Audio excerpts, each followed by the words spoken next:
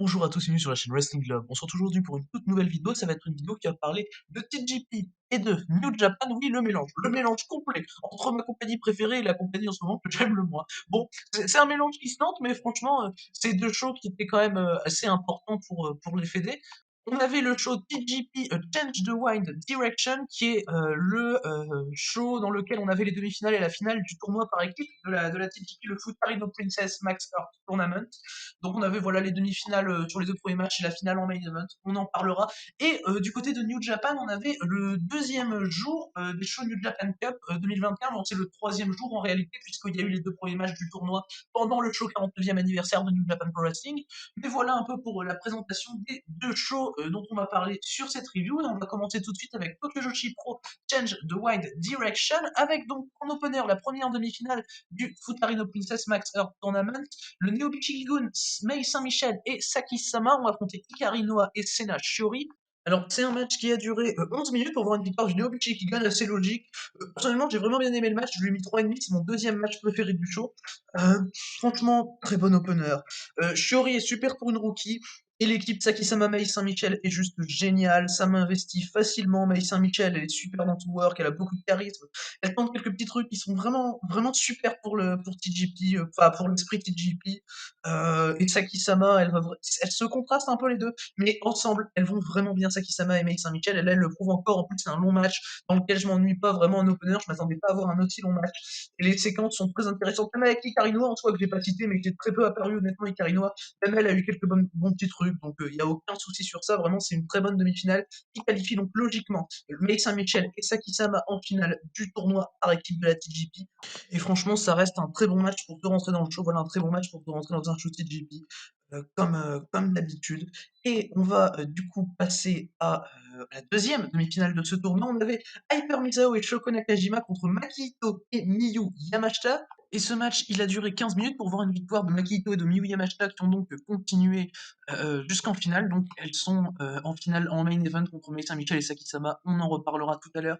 Makito, Miyu Yamashita ont fait toutes les deux une très bonne performance. Même Misao et Shoko, hein. Mais franchement, l'accent était vraiment sur Ito et Yamashita. Des très bons kicks de Yamashita sur Misao, un bon selling de Misao qui est toujours très drôle, comme toujours. Makito, elle a un super work, elle est partout, Makito, elle est géniale. Et puis Yamashita et Ito, elles ont des super prises par équipe qui montrent vraiment leur connectivité, leur connexion. Ça vraiment, c'est super bien de les retrouver en équipe dans ce tournoi. Et Nakajima, qu'est-ce qu'elle bouge bien, elle est super fluide. C'est aucun souci sur ça, pour moi c'est un 3,5, hein, c'est mon troisième meilleur match du show.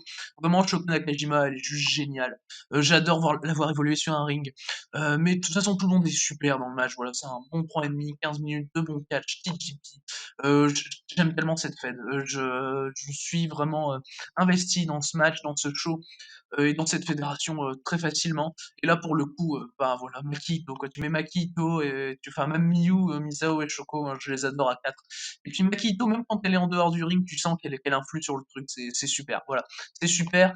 Et Miyu Yamashita fait, je le rappelle, de tomber sur Hyper Misao, avec aussi, j'ai oublié de le dire, son ancien finisher qu'elle reprend depuis le pay-per-view Starting Point. Starting Point qui était en fin janvier et qui a été diffusé il y a pas longtemps, Starting Point. Et elle reprend son ancien finisher depuis ce show-là. Et bah voilà, c'est juste un détail qu'il faut dire selon moi. On va pouvoir passer maintenant à un 8-woman tag team match avec Mairo Kiryu, Marika Kobashi, Naoka Kuta et Raku contre Haritsu Endo, Mirai Mayumi, Moka Miyamoto et Suzume. Ça a duré 11 minutes pour avoir une victoire de Kiryu, Kobashi, Kakuta et Raku. Pour moi, même si c'est le moins bon match du show, je lui mets quand même 3,25. Voilà, vous voyez, mes notes tournent sur 3,25 minimum. Enfin voilà, c'est très homogène, mais très très bon. Et ça reste un bon match. J'adore la performance d'Aritsu Endo. Qu'est-ce qu'elle est cool pour une rookie, Aritsu Endo. Je l'adore. Vraiment, Aritsu Endo, elle est fantastique. Vraiment, Aritsu Endo. Elle crève l'écran, vraiment, Aritsu Endo. Euh, voilà, ses soumissions sont fluides. Elle a un missile dropkick qui est également vraiment super, son missile dropkick à Endo. Et franchement, elle s'en sort très très bien tout le long. Raku et Kobashi, quand elles font équipe, elles me font rire. Elles sont super ensemble. Raku et Marika Kobashi, je les adore. Elles me font trop rire. C'est super. Et Naoka Kuta prend la victoire. Ce qui m'a un peu étonné. Parce que honnêtement, j'aurais peut-être vu, s'il y avait une dans l'équipe, j'aurais peut-être vu Mairo Kiryu prendre la victoire. Mais bon, pourquoi pas Naoka Kuta, ça peut builder quelque chose. Ce qui m'étonne parce que Naoka Kuta est, on le rappelle, pas signé chez TGP. Mais du coup, je pense qu'elle va avoir, bon, ça m'étonne pas qu'elle ait une victoire parce qu'elle est pas signée, mais je me dis qu'elle va avoir une chance à l'International Princess de Kamifuku personnellement. Du coup, ça me fait dire ça. Et bon, je sais pas si dans un dans un match de championnat, et ils vont mettre une freelancer contre une freelancer. Mais voilà, sinon, bah, je m'en fous, j'adore Naokakuta, elle est très cool. Voilà, c'est 11 minutes qui étaient cool. De toute façon, il y a tout à voir pour moi dans le show. Tout le show est super bon, clairement, j'ai adoré ce show. Et on va du coup pouvoir passer au prochain match du show avec un free-win match. Yuki Kamifuku contre Haruna Neko contre Mizuki. Ça a duré 8 minutes 30 pour voir une victoire de justement la championne internationale Princess Yuki Kamifuku. Et pour le coup, une victoire plutôt logique dans un match que j'ai personnellement vraiment adoré. Et pourtant court, mais je lui mets 3,5 parce que c'est vraiment super. Au début du match, t'as Camille Foucault qui dit à Neko de se boucher les oreilles. Et elle fait semblant de se boucher les oreilles. Elle met pas les mains sur ses oreilles directement, elle les met sur ses cheveux pour faire semblant. Du coup, Camille Foucault essaye de faire une négociation avec Mizuki pour dire qu'ils vont s'attaquer à Neko directement. Et pour le coup, et ça, vraiment, le work de Neko est super. Et derrière, Camille Foucault se fait avoir parce que Neko l'a entendu et du coup, Mizuki, elle se rend compte que Neko a esquivé Camille Foucault, du coup, les deux s'y mettent dessus. Et c'est vraiment super drôle. Mizuki est une super babyface, elle est cool. Vraiment, tu sais, j'accroche super facilement à Mizuki. Et le finish, en fait, c'est Mizuki qui se fait projeter vers les cordes et l'arbitre qui se décale, du coup Mizuki passe pour l'extérieur du ring. Kamifuku fait son finisher sur Neko et gagne le match. Et moi j'ai trouvé ça super drôle, tout le monde fait une bonne perf, même si Neko est un peu butchy, elle est cool dans son perso, elle est géniale à Neko, j'adore son perso. Même si pour le coup une ring c'est pas ouf. Et tout le monde joue bien son rôle, il n'y a aucun problème avec sa victoire de Kamifuku, c'est logique. Et voilà, pour moi c'est Mizuki la MVP du match parce que je l'accroche tellement facilement à Mizuki, elle est vraiment super cette catcheuse.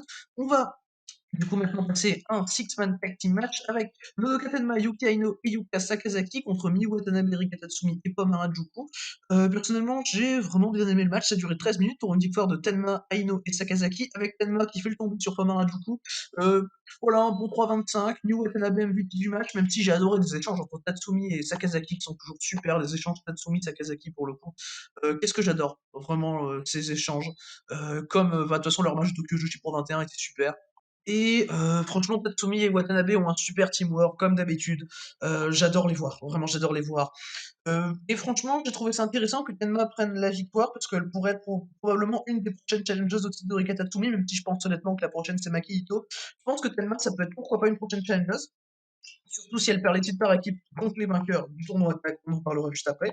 Et elle gagnera pas le titre mondial, hein, mais si elle pourrait peut-être challenger, ce serait une idée parce que bon, Sakazaki va pas challenger et Yuki Aino est en ce moment montré moins fort, je trouve, que Tenma. Même si bon, les deux se valent évidemment, mais voilà, pour moi ça reste vraiment un bon match, un 3-25 et bien agréable à voir sur 13 minutes, en tout cas on s'emmerde pas. On va maintenant passer justement à la finale du tournoi Futarino Princess Max Earth avec Makito pardon, et Miyu Yamashita contre Mei Saint-Michel et Saki-sama, ça a duré 14 minutes, et victoire du Neobichi Gigan, Mei Saint-Michel et Saki-sama. Je suis pas surpris, pour moi, de toute façon, depuis qu'elles sont arrivées en équipe chez TGP, fin d'année dernière, je pense très fortement voilà, que c'est elles qui vont prendre les titres à Nodoka Tenma et Yuki Aino. D'ailleurs, il y a eu un face-off après le match. Donc voilà, le match est officiel. De toute façon, elles ont gagné le tournoi à tag, donc c'est logique.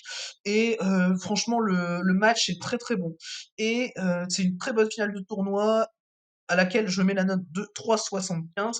Euh, le finish décrédibilise pas du tout Yamashita, hein. Je rappelle que c'est Yamashita qui prend le pin par Saki-sama, parce que Saki-sama lui fait un running knee dans la nuque, et Yamashita se dégage à deux, elle refait son running knee, Yamashita se dégage pas pour le coup, ça m'a pas dérangé du tout, vraiment. Autant d'habitude ce genre de finish me dérange, mais quand c'est bien amené, comme ça l'était bien amené là, ça me dérange pas du tout. Euh, C'était logique du début à la fin. Vraiment, c'est un match qui est logique du début à la fin. Et pour moi, c'est un bon 3,75, même si je suis plus proche du 3,5 que du 4. Et les 4 sont géniales. Mei Saint-Michel, elle est super. T'as un moment, t'as Makito qui font headbutt à Saki-sama pendant le match. L'headbutt qui claque. Tu fais, ah oui, ok. Ah oui, Makito. Non, mais franchement, Makito, elle est géniale dans son gimmick. Même in ring, elle est cool, hein, Makito, franchement. Et voilà, c'est 14 minutes vraiment que je conseille. C'est le match que je conseille du show. En tout cas, ça c'est sûr. Vraiment, c'est une excellente finale de tournoi qui est pour moi, je pense, le meilleur match de ce tournoi Futarino Princess Max Earth. Du coup, pour ce show qui se finit sur le challenge de Sakisama Mei Saint-Michel sur Tenma et Aino pour les championnats de tag Princess Tag Team Titles. Euh, voilà, c'est un show qui est, comme vous vous en doutez, selon moi, très très bon. Voilà, un très très bon show TGP. Mes notes vont entre 3,25 et 3,75. Très homogène, mais très très plaisant à voir. Je m'ennuie pas du long. Voilà, TGP sur 20, quoi. Elles sont géniales. Et évidemment, bon, même si je conseille la finale plus que les autres matchs, il faut regarder le tout. Pour moi, tout le show est intéressant, tout le show est super, il passe tout seul, comme je l'ai dit. Et on va donc pouvoir passer après TGP à New Japan, puisqu'on avait le jour 2 de la New Japan Cup 2021, donc, qui était en réalité le troisième jour, hein, comme je l'ai dit tout à l'heure, puisqu'il y avait les deux premiers matchs du tournoi pendant le show anniversaire de New Japan Pro Wrestling. Et on a donc commencé ce show de la New Japan Cup avec un six-man tag team match, Chase Owens, Jay White et Taiji Ishimori contre David Finlayson, Henare et Yuya Uemura. 9 minutes 30 pour une victoire du Bullet Club assez logique avec Ishimori qui remporte le match. Enfin voilà, vraiment bon match. J'ai mis 2,75 parce que Ishimori est génial, vraiment Ishimori dans tout ce qu'il fait, il est super précis et tout. Chase Owens, il a des bons spots, même si on voit beaucoup moins qu'Ishimori, pour le coup, c'est vraiment Ishimori pour moi qui est le meilleur du match, clairement. Il a un strike sur le tablier Owens, je sais plus contre qui c'est, sur qui il le porte le knee strike, mais qu'est-ce qu'il est violent ce knee strike. Owen, c'est quelqu'un, quand il fait des knee strike, il est vraiment violent. J'aime beaucoup Chase Owens, hein, je le trouve assez underrated. Et White, il m'a emmerdé, hein, comme toujours. White et séquence avec Uemura. Quand Uemura prend une soumission par Ishimori, je crois, t'as White qui passe à l'extérieur du ring du côté de l'apron et puis qui lui dit allez Uemura, allez, il l'applaudit. Je sais pas ce qu'il fait, Jay White, il me saoule. Il est chiant, il devrait prendre exemple sur Ishimori et commencer un jour à catcher parce que Jay White, ça commence à devenir horrible. Et ça l'a toujours été d'ailleurs. Jay White, c'est vraiment quelqu'un que je trouve ennuyeux dès lors qu'il est sur un ring de catch.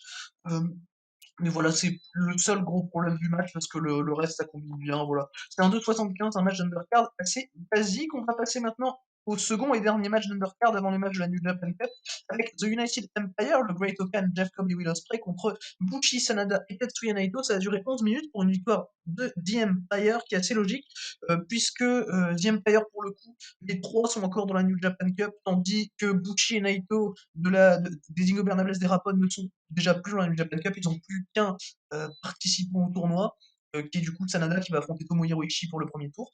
Euh, voilà, j'ai rien de spécial à dire sur le match. Honnêtement, j'ai mis 2,25 et Naito est tout seul. Osprey est pas trop montré, donc je peux pas lui poser de problème, je peux pas le blâmer. Osprey, y a aucun souci avec ça. Mais Naito, tu sens qu'il est vraiment tout seul. Heureusement, il a donné un bon échange de Great Okan, parce que le Great Okan, il est vraiment mauvais, il fait une mauvaise performance dans le match. Et il essaye de mettre over le Mongolian Chop, ce qui est plutôt compliqué de mettre over un Mongolian Chop. Mais surtout quand tu t'appelles le Great Okan et que tu gueules à chaque fois que tu le fais, c'est compliqué. Euh, Cobb, il est robotique, Jeff Cobb. T'as l'impression qu'il sait pas ce qu'il fait, il sait pas où il est. Pour le coup, je suis pas le plus grand. Je veux dire, j'aime bien Jeff Cobb, hein, ça va. Et pour le coup, là, je trouve qu'il est vraiment robotique par rapport à d'habitude, où vraiment j'aime bien ses performances. Je le dis souvent dans mes vidéos, j'aime bien les performances de Jeff Cobb. Même si en heal, c'est pas trop ça. Mais franchement, là, pour le coup, dans le match, il était robotique et Sanada, il fait du Sanada. Quand il fait des dropkicks sur Osprey, c'est le cirque plein d'air. Enfin bon, bref, voilà. Mais franchement, je trouve que Naito est clairement au-dessus du lot dans le match. Et je pense que de toute façon, si Osprey avait été plus montré, Osprey il a surtout eu son échange avec Sanada. Si Osprey avait été plus montré, Osprey aurait pour moi eu un échange avec Naito qui aurait pu être très très intéressant. Franchement, un échange Osprey-Naito, je dis pas non. Peut-être que je suis en train de pleurer ma finale de la New Japan Cup là, et que j'attends des temps Osprey-Naito. Mais voilà, mais voilà. C'est un match basique, c'est un 2,25 et pour moi c'est même pas le pire match du show. Je rappelle qu'il reste que des matchs de tournoi. Mais quel est donc le match de tournoi que je trouve pire que ce match? On va le voir bientôt, mais en tout cas ce n'est pas le prochain match. Le prochain match c'est Minoru Suzuki qui affrontait Tomoaki Honma dans un match du coup de premier tour de la New Japan Cup. Et on a eu une victoire logique hein, de Minoru Suzuki, 15 minutes. J'ai mis 3 étoiles, c'est mon deuxième match préféré du show. C'est quand même pas fameux hein, pour un 3 étoiles, là où le match que j'ai le moins aimé du show, TGP, c'est un 3,25. Euh, c'est compliqué Suzuki, hein. Suzuki, c'est coup d'avant-bras, grimace. Enfin voilà, coup d'avant-bras, grimace, c'est tout. Et pour le coup, il y a des bons trucs, hein. Même ses coups d'avant-bras, franchement, il les fait bien, il n'y a aucun souci sur ça.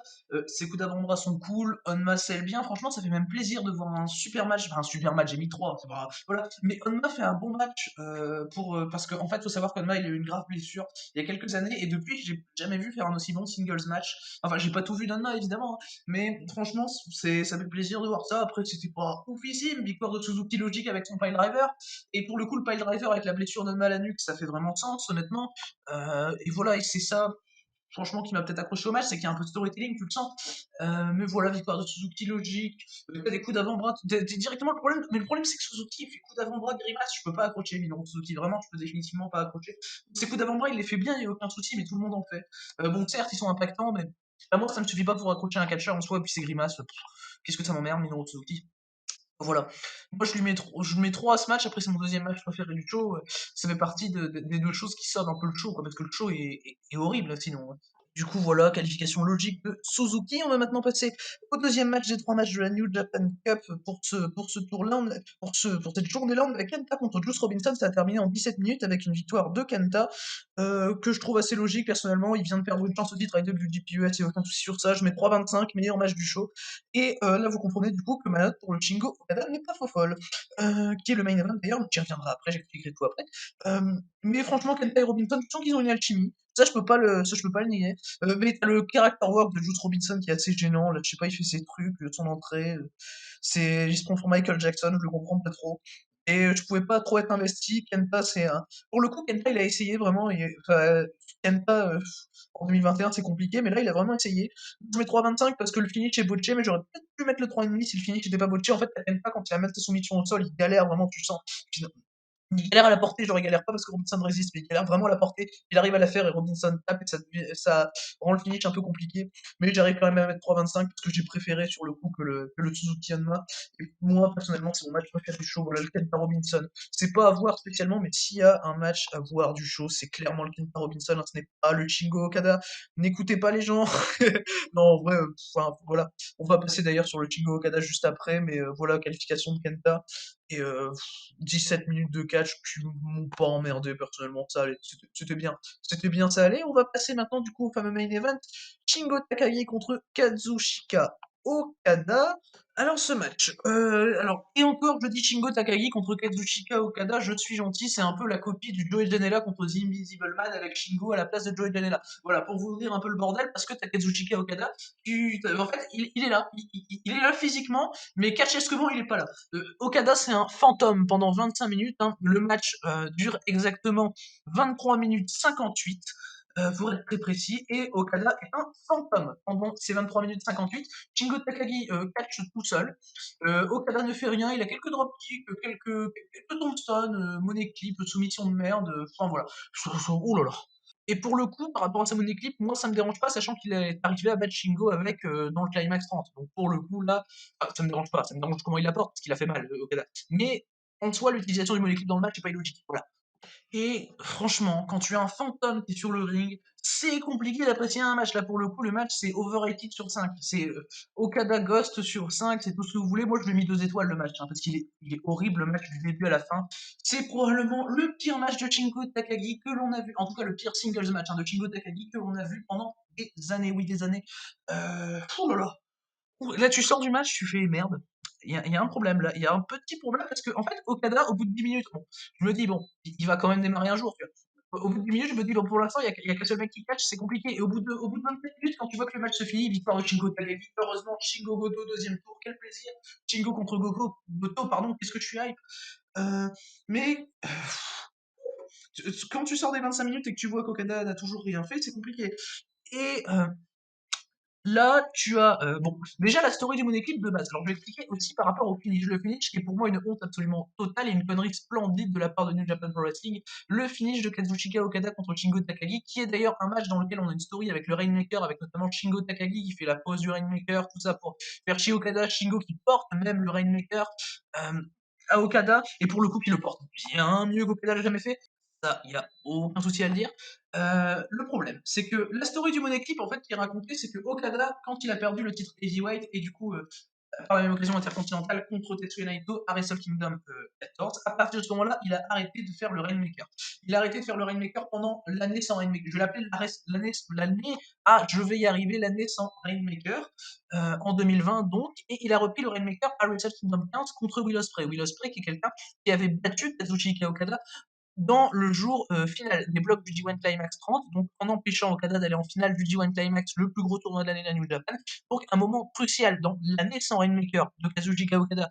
Okada a tenté et fait du coup, il l'a tenté 2 fois. Il l'a fait 2 fois. Voilà, je vais partir sur les tentatives parce que pour le coup, c'est ça qui va me gêner beaucoup lors de la fin du match et qui est pour moi une honte totale. Okada tente son Rainmaker également et le réussit donc et bat Evil à Castle Attack grâce à son Rainmaker. Evil, qui est la personne qui a battu Kazuchika Okada dans la finale de la New Japan Cup de l'année sans Rainmaker. Et donc, Kazuchika Okada, tu te dis, pour le coup, pour une fois, là, pour le coup, j'ai aucun problème à être emballé avec ça, même si j'aime pas la story du Money Clip, tout ça, soumission de merde. Enfin, j'aime pas la story de base, mais pour le coup, je peux pas dire qu'ils ont pas logique. Kazuchika Okada fait revenir son Rainmaker seulement contre des adversaires qui l'ont battu dans un moment crucial de l'année sans Rainmaker que Kazuchika a eu durant cette année de booking. Et Okada, là, il tente son Rainmaker sur Shingo, il se fait contrer, c'est le finish qui est amené avec la victoire de Shingo. Et Okada, le vrai gros problème que j'ai avec ça, l'énorme problème que j'ai avec ça, c'est que Okada tente son Rainmaker contre Shingo Takagi, quelqu'un qu'il a battu, qu'il a éliminé facilement pendant le G1 Climax, à 3 jours de bloc de la fin, avec son bon équipe, sans grand souci, il tente son Rainmaker. Et tu te dis, par rapport à l'histoire qui est racontée depuis un an avec le Rainmaker, avec les adversaires contre lesquels Okada a fait revenir le Rainmaker, c'est d'une illogique la plus totale. Vraiment qu'Okada ait besoin, ne serait-ce que de le tenter. Je m'en fous qu'il le porte, qu'il le porte pas, il le tente. À partir du moment où tu le tentes, c'est que tu veux le faire, ton Rainmaker, mec. Qui touche ou qui touche pas, t'as voulu le faire. Et ça, je veux pas de différence là-dessus, ça y a aucun souci. Mais clairement, ça montre juste que New Japan Pro Wrestling n'en a rien à faire de sa story du Rainmaker et des Money Clips et tout, et qui veulent juste rendre les gens contents de voir le Rainmaker de retour et qu'ils l'ont fait un an sans Rainmaker pour eux, rien, pour eux strictement rien. Parce que le fait qu'ils le tentent contre Shingo Takagi, pour moi, déroge absolument à la règle du retour du Rainmaker et d'un an de booking pour moi de Kazuchika Okada. Bon, Kazuchika Okada, honnêtement, c'est pas le catcheur que j'affectionne, hein, je vous le dis là. La qualité in-ring du match est loin d'être très bonne. Là, pour le coup, c'est la logique qui me fait descendre la note de 2 étoiles, parce que vraiment, la qualité de du match en soi, pour moi, c'est peut-être un 2,5. Mais cette tentative de Rainmaker là où vraiment peu de gens la voient, pour moi, elle est plus symbolique qu'autre chose. Et là, pour le coup, la symbolique de cette tentative de Rainmaker de Katsushika Okada est extrêmement grande pour moi. Parce que déjà que la story du Rainmaker et de la Money Clip était pas intéressante pour moi, alors en plus tu me claques ça à la gueule, c'est compliqué. C'est vraiment très compliqué. Euh, Après un an de booking, de te claquer ça, oh là là, les gens vont être contents du retour du Rainmaker, et puis le mec le tente contre strictement n'importe qui et s'en fout de la logique. Après, je suis vraiment pas convaincu par le booking New Japan depuis l'année 2020 et voilà.